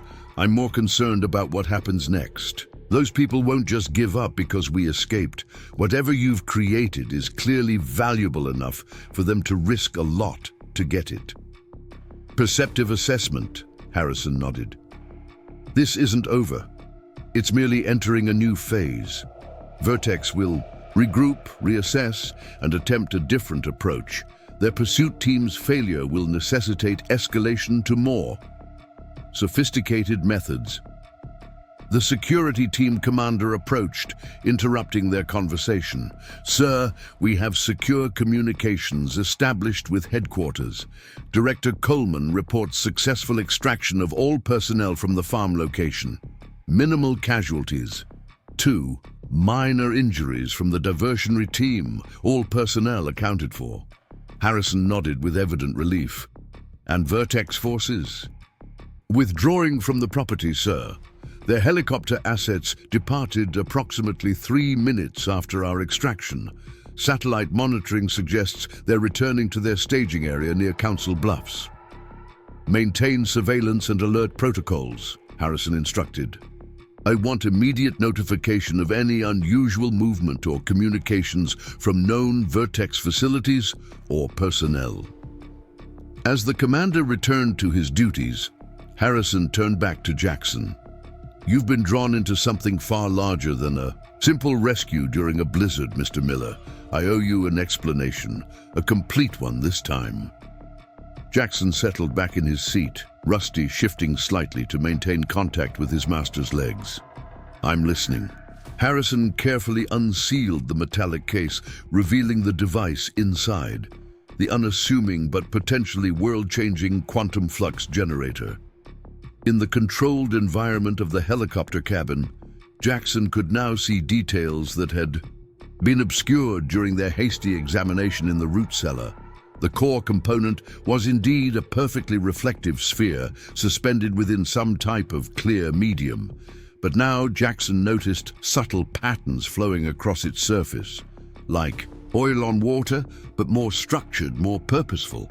The surrounding housing contained an intricate array of precision components that somehow managed to look both futuristic and elegantly simple. What you're looking at, Harrison began, his voice taking on the quality of a professor explaining, a complex concept is the culmination of 15 years of research and development. A completely new approach to energy generation that operates on principles most physicists haven't even theorized yet. He indicated the reflective sphere. This is a quantum coherence matrix, essentially a perfect boundary condition between our normal reality and the quantum foam that underlies it. The patterns you see are fluctuations in that boundary, areas where quantum potential energy is being harvested and converted to usable power. Jackson studied the device with newfound appreciation. His engineering experience during military service had given him a solid technical foundation, but this clearly operated on principles far beyond conventional understanding. How much power can it generate? He asked. In its current configuration, approximately 1 megawatt continuously, enough to power several hundred homes without interruption indefinitely, with zero emissions or resource consumption. Harrison's eyes reflected the passion of an inventor, describing his life's work. The next iteration, which we were preparing to test at the research facility, would scale to 50 megawatts. The commercial version could potentially reach gigawatt scale. The implications were staggering. A power source that required no fuel, produced no waste, and could operate indefinitely would revolutionize not just energy production, but the entire global economy and geopolitical landscape. So this is why Vertex is willing to deploy military contractors to a family farm in Montana during a blizzard, Jackson concluded. This technology would make conventional energy production obsolete. Precisely. Harrison carefully closed the case, engaging multiple security systems with practiced efficiency. Vertex Industries has invested billions in traditional energy infrastructure, refineries, pipelines, utility systems, all of which would become stranded assets if the quantum flux generator reaches market. Their entire business model would collapse. But it's more than just Vertex, isn't it? Jackson pressed, connecting the dots based on his observations of the day's events. The level of intelligence they had about your movements, the coordination of their interception during a natural disaster, that suggests something more comprehensive than one company protecting its investments. Harrison's expression reflected a mixture of appreciation and confirmation. You continue to impress, Mr. Miller. Yes, we believe Vertex is merely the most visible element of a larger coalition. Energy companies, utilities, certain government interests, all united by a common desire to maintain the status quo in global energy production and distribution. Control, Jackson summarized simply. Exactly. Energy isn't just about profit, it's about power in the most fundamental sense. Nations rise or fall based on energy security. Social structures are built around centralized distribution systems. Economic models depend on scarcity and controlled access. Harrison gestured to the case beside him. This technology threatens to decentralize that power completely, to make energy abundance available to everyone, everywhere, without dependence on corporations or governments. The helicopter banked slightly, adjusting course as they approached. Their destination, through breaks in the cloud cover, Jackson could see they were following a river valley, remaining at low altitude to minimize their radar signature. "So what happens now?" he asked, the practical farmer's mentality asserting itself. "You've escaped with your prototype, but Vertex and their allies clearly know it exists and what it can do. They'll keep coming after it, and after you." "Indeed, they will," Harrison acknowledged, "which is why we're activating contingency protocols developed precisely for this scenario. The prototype will be secured at our facility while multiple decoy units are distributed to research centers around the world. Simultaneously, we'll release the core technical specifications through secure channels to our global network of independent scientists and engineers." "You're going to publish the technology?" Jackson asked, surprised. "A carefully calculated risk," Harrison explained. "Once the fundamental principles are distributed widely enough, suppression becomes virtually impossible. Vertex and their allies might be able to delay one company or target one prototype, but they can't stop thousands of researchers working independently once they understand the basic science." It was an audacious strategy, countering the threat of suppression by deliberately accelerating proliferation beyond anyone's ability to control. The approach carried obvious risks, but also reflected a certain brilliance. "And what about me?" Jackson asked the question that had been forming in his mind since their escape from Pinecrest Farm. "I'm not a scientist or an engineer. I'm just a farmer who happened to find you in a snowstorm." Harrison studied him with thoughtful intensity. "You're considerably more than just a farmer, Mr. Miller. Your actions today demonstrated exceptional situational awareness, tactical thinking, and decisive leadership under extreme pressure. Those qualities are exceedingly rare and precisely what we need during this critical transition period. Before Jackson could respond, the security commander approached again. "Sir, we're 5 minutes from the facility. Director Coleman has established secure protocols and is awaiting your arrival." Harrison nodded acknowledgement, then returned his attention to Jackson. "We're about to enter a phase of operations that will determine whether this technology reaches humanity as intended or is suppressed for decades. I would consider it a personal honor if you would consider joining our team during this crucial period." The offer caught Jackson by surprise. Less than 24 hours ago, he had been a solitary farmer preparing his crops for winter. Now, he was being invited to participate in what sounded like a technological revolution with global implications. "What exactly would that involve?" he asked cautiously. "Initially, security consultation based on your intimate knowledge of the events at Pinecrest Farm. Vortex will be analyzing their failed operation, and your insights would be invaluable in anticipating their next move." Harrison leaned forward, slightly, his expression earnest. "Beyond that, I believe your unique perspective, practical, grounded, yet strategically sophisticated, would be tremendously valuable as we navigate the complexities of introducing this technology to the world." The helicopter began its descent toward what appeared to be an ordinary agricultural research complex nestled in a sheltered valley. Only the subtle security measures, perimeter sensors disguised as irrigation equipment, surveillance systems, integrated into silos and outbuildings, revealed its true nature to trained eyes. "I have responsibilities at Pinecrest," Jackson said, thinking of his farm, his crops, the heritage his family had built over generations. The winter apple storage needs regular monitoring, and spring planting preparations should start in about 8 weeks. "All of which can be managed with the right support," Harrison countered. "I'm not asking you to abandon your farm, Mr. Miller. Rather, I'm offering a partnership that would secure Pinecrest's future while allowing you to contribute to something that could benefit humanity for generations to come."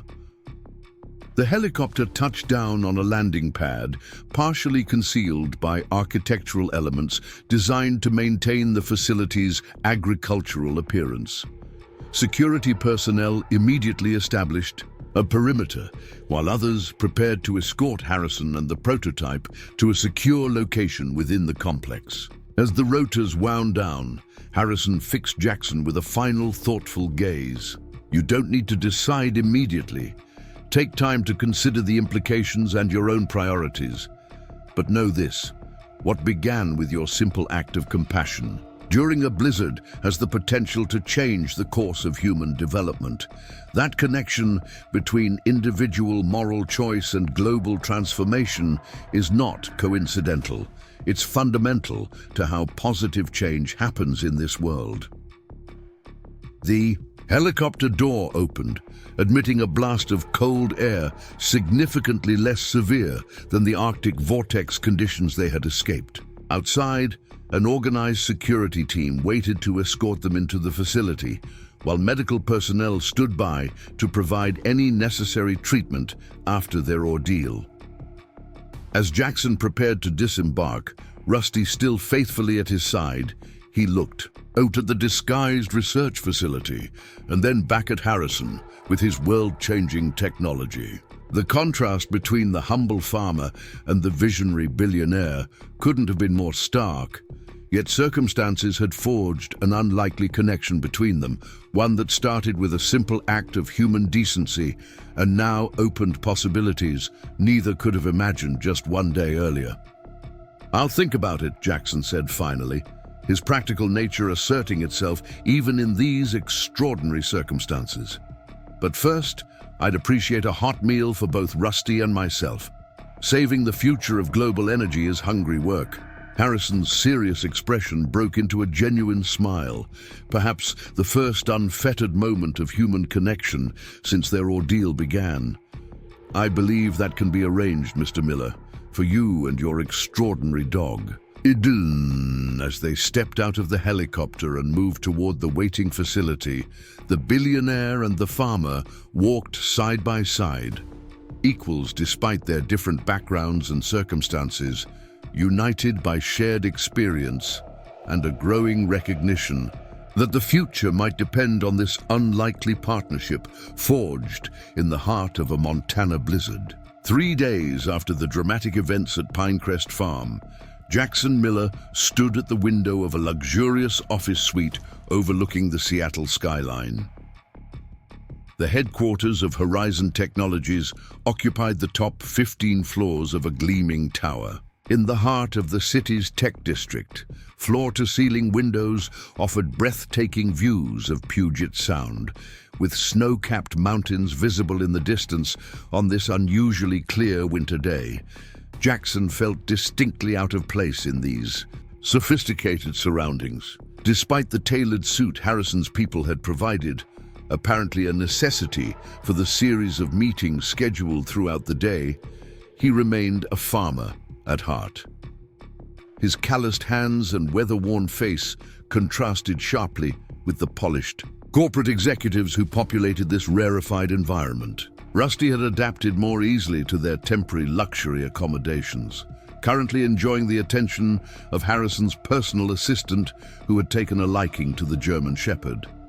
The dog had been granted unprecedented access to the executive floors, a special exception ordered by Harrison himself, who appeared to genuinely respect the bond between man and dog. "Quite a change from Montana," observed a familiar voice behind him. Jackson turned to find Theodore Harrison entering the office, his confident stride and commanding presence making even this impressive space seem somehow insufficient for his vision and energy. The billionaire had recovered remarkably well from his brush with hypothermia just days earlier, though Jackson noticed he still moved with slight caution, the lingering effects of exposure to extreme conditions not entirely dissipated. "I prefer my views with fewer buildings and more mountains," Jackson replied honestly, "but I can see why people are impressed." Harrison smiled, joining him at the window.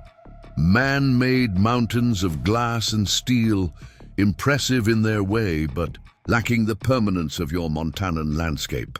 I find myself increasingly drawn to places with deeper roots and longer perspectives." They stood in comfortable silence for a moment, two men from vastly different worlds who had forged an unexpected connection through crisis and shared purpose. "The board meeting went well," Harrison said finally. "The deployment protocol has been approved unanimously. Phase 1 begins tomorrow." Jackson nodded, understanding the significance. During their time at the secure facility following their escape from Pinecrest Farm, Harrison had outlined the comprehensive strategy for introducing the quantum flux technology to the world, a carefully orchestrated process designed to prevent suppression while ensuring responsible implementation. "Any further intelligence on Vertex's response?" Jackson asked. "Their official statements maintain the fiction that their security forces were conducting a training exercise in the region. Privately, our sources indicate significant disruption in their executive ranks, emergency board meetings, unusual communications with their major investors, and rapid movement of digital assets to offshore accounts." Harrison's expression remained neutral, but there was a hint of satisfaction in his tone. The indication suggests they're preparing for substantial market volatility. "And the government response?" Harrison gestured toward an elegant conference table where multiple secure tablets displayed different news feeds and reports. "Mixed, as expected. The Department of Energy has formally requested a briefing on the technology. The Commerce Department has quietly established a working group to assess potential economic impacts. Defense is maintaining official disinterest while undoubtedly analyzing implications through classified channels." "All predictable moves on the chessboard," Jackson observed. "Indeed." Harrison studied his unexpected ally with renewed appreciation. You continue to demonstrate strategic thinking that belies your humble description of yourself as just a farmer. Jackson shrugged. Growing things successfully requires understanding complex systems and anticipating how they'll respond to changing conditions. Not so different from what you're doing, just with different stakes and timelines. A soft chime interrupted their conversation as Harrison's chief of security, Marcus Reed, entered the office. The former Special Forces commander had coordinated the extraction operation at Pinecrest Farm and now oversaw what Harrison called the transition security protocols, the comprehensive measures designed to protect both the technology and key personnel during the critical implementation phase. "So the secure transport is ready," Reed reported. "All preparations for the Montana visit have been completed according to specifications." Harrison nodded. "Thank you, Marcus. We'll depart in 20 minutes." As Reed withdrew, Jackson raised an eyebrow questioningly. "Montana visit? I believe I made you a promise about repairing any damage to your property," Harrison replied. "I prefer to oversee such commitments personally, especially when they involve someone who saved my life." "That's not necessary," Jackson protested. "Your people have already sent assessment teams. The security deposit you arranged more than covers any damages." Harrison waved away the objection. "This isn't about financial obligation, Mr. Miller. It's about seeing things through properly." He hesitated, then added, "There's also the matter of discussing your potential role in what comes next. I find such conversations are better conducted on the person's home ground, where they feel most themselves." Before Jackson could respond, the office door opened again, admitting Director Sarah Coleman, the head of special projects for Horizon. Technologies had emerged from the crisis with her professional reputation enhanced, her decisive leadership during the Pinecrest operation earning Harrison's increased trust. She carried herself with the same confident efficiency Jackson had observed during their first meeting on his front porch, though today she wore an elegantly tailored business suit rather than tactical cold weather gear. "The modified prototypes are en route to all designated research partners," she reported. "Secure data packages will be transmitted on the established schedule. The public announcement templates are prepared for your final approval." Harrison nodded. "And the contingency measures?" "In place and activated," Coleman confirmed. "Defensive. Protocols are running at level 2 across all systems and facilities. The distributed security network shows no anomalies or penetration attempts thus far." "Excellent." Harrison turned to Jackson. "Shall we proceed to Montana, Mr. Miller? I believe your farm deserves our attention, and Rusty is probably eager to return to more familiar territory." At the mention of his name, the German shepherd's ears perked up from where he lounged across the office. The dog had demonstrated remarkable adaptability to this strange new environment, but Jackson could tell he missed the open spaces and familiar sense of Pinecrest Farm. "He's not the only one," Jackson admitted. 90 minutes later, they were airborne in Harrison's private jet, a marvel of engineering that combined luxury with functionality in a way that reflected its owner's practical approach to wealth. The cabin was comfortable without being ostentatious, the technology advanced but purposeful rather than showy. Jackson sat across from Harrison, with Rusty contentedly settled at his feet. Director Coleman and Reed occupied seats further forward, engaged in ongoing security coordination for what had become a global operation in the days since the Pinecrest incident. "I've been reviewing the assessment reports from your farm," Harrison said, activating a holographic display between them that showed detailed imaging of Pinecrest Farm. "The damage is relatively minimal considering the circumstances. Primarily, the barn, where our security team established their initial position, some structural impacts to the main house from Vertex's forced entry, and of course the tunnel network that partially collapsed during their pursuit." The display shifted to show three-dimensional renderings of proposed repairs and improvements. With your permission, I'd like to not only restore everything to its previous condition, but implement several enhancements that would increase both functionality and resilience.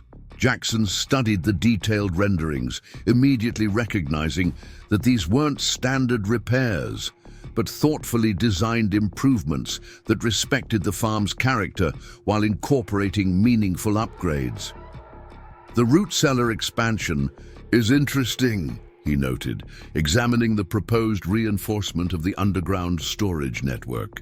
And the barn redesign maintains the historical appearance while significantly improving the internal systems. Harrison nodded, pleased by the observation.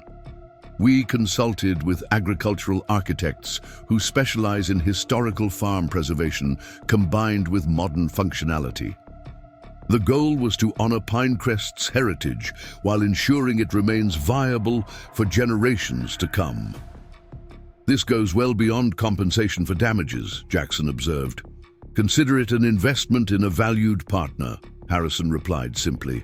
Whether or not you choose to become formally involved with Horizon's initiatives, what you did at Pinecrest Farm has earned my respect and gratitude. That carries significance beyond mere financial consideration. Their conversation was interrupted by Reed approaching from the forward cabin, his expression professionally neutral, but with an underlying tension that immediately put Jackson on alert. Sir, we're receiving reports of unusual activity near our destination, the security chief reported. Satellite imaging shows multiple vehicles approaching Pinecrest Farm from different access points. Pattern analysis suggests coordinated movement rather than coincidental timing. Harrison's expression hardened. Vertex again? They're becoming tediously predictable. Reed shook his head. Negative, sir. These aren't corporate security vehicles. Initial identification suggests local and county law enforcement, along with several unmarked SUVs consistent with federal agency patterns. Oh, government intervention, Harrison concluded, exchanging a meaningful glance with Jackson. Earlier than anticipated, but not entirely unexpected. Director Coleman joined them, her tablet displaying real-time satellite imagery of Pinecrest Farm. Multiple vehicles were indeed converging on the property from different directions, establishing what appeared to be a controlled perimeter. Assessment? Harrison asked crisply. This isn't a standard law enforcement pattern, Coleman analyzed, her experience in security operations evident.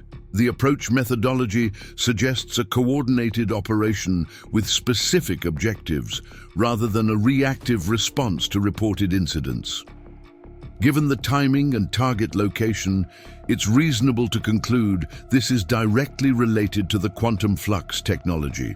Jackson studied the satellite imagery with growing concern. They're establishing control of my property without warning or authorization. On what grounds? National security would be the most likely justification, Harrison replied grimly. Various statutes allow for temporary seizure of private property under certain broadly defined conditions. They're predictably trying to secure anything related to the technology before our public disclosure makes such actions politically problematic. Options? Coleman asked, already shifting into tactical planning mode. Harrison's response was measured but decisive. Adjust our flight plan. We'll proceed to the secondary Montana facility rather than landing directly at Pinecrest. Activate a legal response team immediately. I want federal judges in 3 jurisdictions reviewing emergency injunctions within the hour. Simultaneously accelerate the public disclosure timeline. If they want to play hardball, we'll ensure they do so under the full scrutiny of public attention. As Coleman moved away to implement these directives, Harrison turned to Jackson. I apologize for this development, Mr. Miller. Your property rights are being violated as a direct result of your association with me and my technology. Jackson's expression remained calm, despite the circumstances. Not your fault. When powerful interests feel threatened, they rarely respect boundaries, legal or ethical. I've seen similar dynamics play out on smaller scales in local water rights disputes and agricultural policy fights. Nevertheless, I give you my word. We will resolve this situation and restore your full rights to Pinecrest Farm. Harrison's tone carried absolute conviction. This government overreach will not stand. The next few hours unfolded with remarkable intensity as Harrison's organization responded to the government intervention with a multifaceted strategy that revealed the true scope and sophistication of his contingency planning. From the secure Montana facility where they landed, a converted agricultural research center similar to the one they had escaped 2 days earlier, Harrison orchestrated what could only be described as a comprehensive counteroffensive. Legal teams filed emergency motions in multiple jurisdictions, challenging the seizure of Pinecrest Farm. Media contacts received carefully prepared information packages detailing both the revolutionary technology and the apparent government attempt to suppress it. Technical teams accelerated the global distribution of research data to scientific partners across 50 countries. Jackson observed this coordinated response with growing appreciation for Harrison's strategic foresight. The billionaire had clearly anticipated potential government intervention and prepared accordingly, developing response protocols that balanced assertiveness with legitimacy. "Your three-dimensional chess game is impressive," Jackson noted as they reviewed updates in the facility's command center. "You've anticipated their moves with remarkable accuracy." "Pattern recognition," Harrison replied without looking up, from the multiple screens displaying various aspects of the unfolding situation. Institutions respond to disruptive forces in predictable ways, whether they're corporations defending market positions or government agencies protecting perceived authority. The key is understanding their procedural constraints and decision timelines. On the main display, satellite imagery continued to show significant activity at Pinecrest Farm. Government personnel had established a secure perimeter and appeared to be conducting a methodical search of the property with particular focus on the barn where Harrison had initially been sheltered and the root cellar where the tunnel network began. They're looking for technology components or data they believe might still be present, Coleman observed. Standard containment protocol when dealing with potential technological proliferation. "A fundamental misunderstanding of our strategy," Harrison noted with a hint of satisfaction. "They're still operating under the assumption that controlling physical assets is the key to containing this technology. They don't yet realize that digital distribution has already made such efforts obsolete." A notification chimed on the central system, indicating an incoming secure communication. Reed verified the authentication protocols, then nodded to Harrison. "It's the Department of Energy, sir. The Secretary is requesting direct communication." "Right on schedule," Harrison murmured. "Put it through to the private conference room." "Mr. Miller, I believe your perspective would be valuable during this conversation, if you're willing to participate." Jackson nodded, following Harrison into an adjacent room equipped with advanced communication systems. The large screen on the wall activated to show a distinguished older man with a carefully neutral expression that couldn't quite conceal his underlying tension. "Secretary Thornton," Harrison greeted him with professional courtesy. "I trust you're well despite what must be a rather chaotic day at the department." "Mr. Harrison," the secretary acknowledged, "I think we can dispense with pleasantries given the circumstances. Your actions have created a highly sensitive situation with potential implications for national security and energy infrastructure. Stability." "Interesting perspective," Harrison replied calmly. "I would characterize the situation somewhat differently. My company has developed a revolutionary energy technology with profoundly positive implications for humanity. Certain elements within the government appear to be responding with unauthorized seizure of private property and apparent attempts to suppress technological innovation. That framing seems more accurately aligned with the facts. The Secretary's expression tightened slightly. The temporary secure access to the Montana property is being conducted under established protocols for situations involving potentially sensitive technology with national security implications. This is standard procedure, not suppression. I believe the property owner might have a different perspective, Harrison responded, gesturing to Jackson. Secretary Thornton, allow me to introduce Jackson Miller, the owner of Pinecrest Farm, which federal agents are currently occupying without his consent or any demonstrated legal authority. Jackson stepped forward, maintaining the straightforward demeanor that came naturally to him.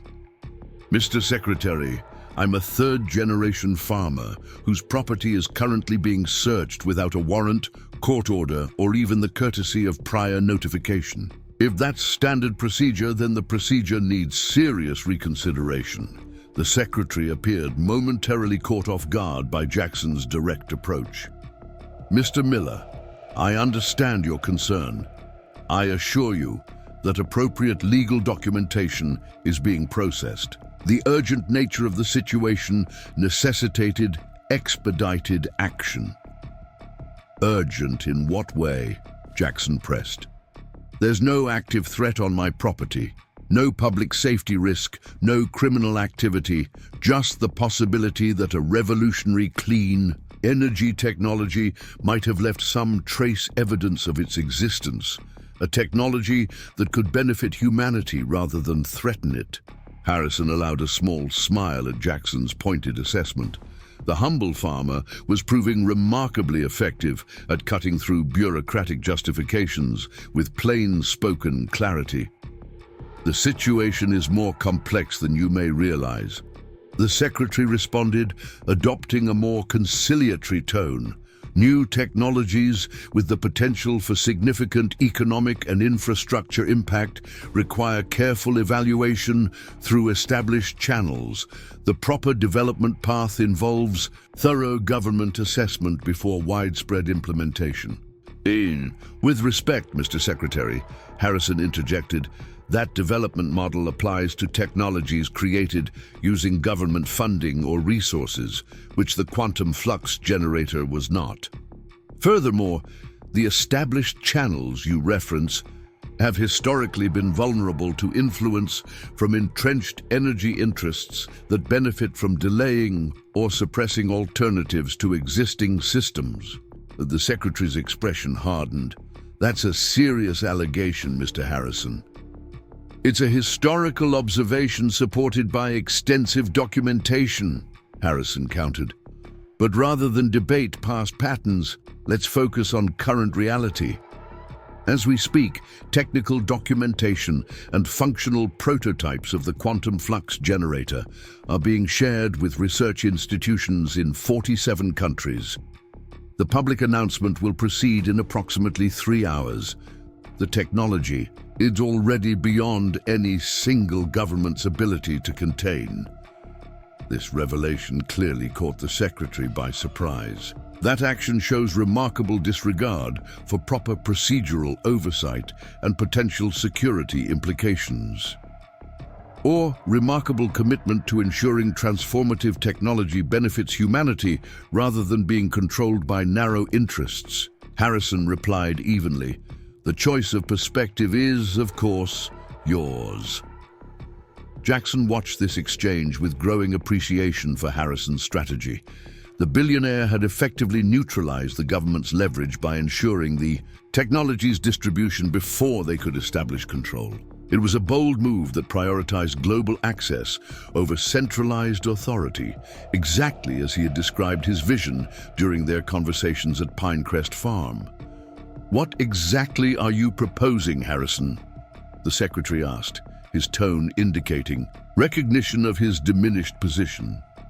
A collaborative approach rather than an adversarial one, Harrison responded immediately. Withdraw your personnel from Mr. Miller's property with formal acknowledgement of overreach and appropriate compensation for the imposition. In exchange, Horizon Technologies will establish a joint assessment framework that gives your department appropriate visibility into implementation planning while preserving our development autonomy. The Secretary considered this proposal, clearly calculating the political and practical implications, and if we maintain the current course of action. Then we proceed with immediate public disclosure of both the technology and the government's apparent attempt to seize control of it, accompanied by legal challenges in multiple jurisdictions that will likely occupy the courts for years, while implementation proceeds globally without coordinated oversight. Harrison's tone remained professional, but carried unmistakable resolve.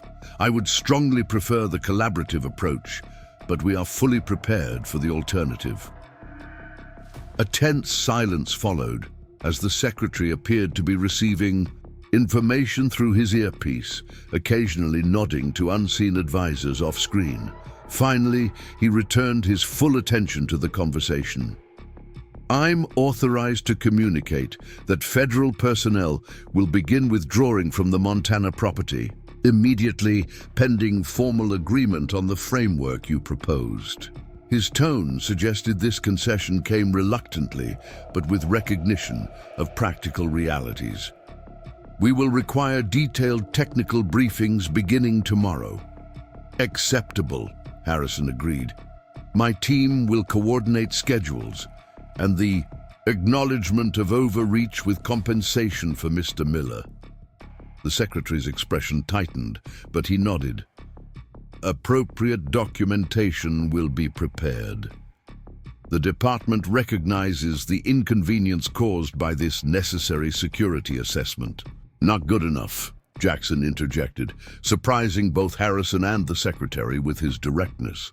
There was nothing necessary about sending armed personnel to search my property without warning or legal authority.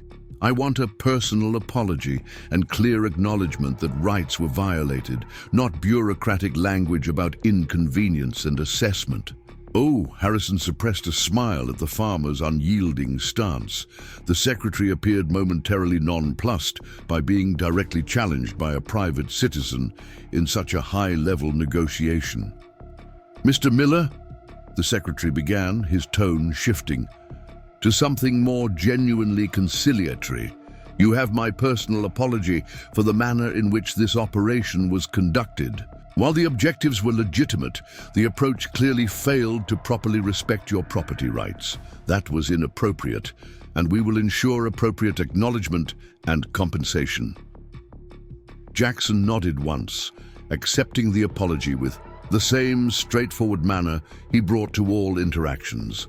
Thank you, Mr. Secretary. I appreciate plain speaking. Up next, you've got 2 more standout stories right on your screen. If this one hit the mark, you won't want to pass these. Just click and check them out.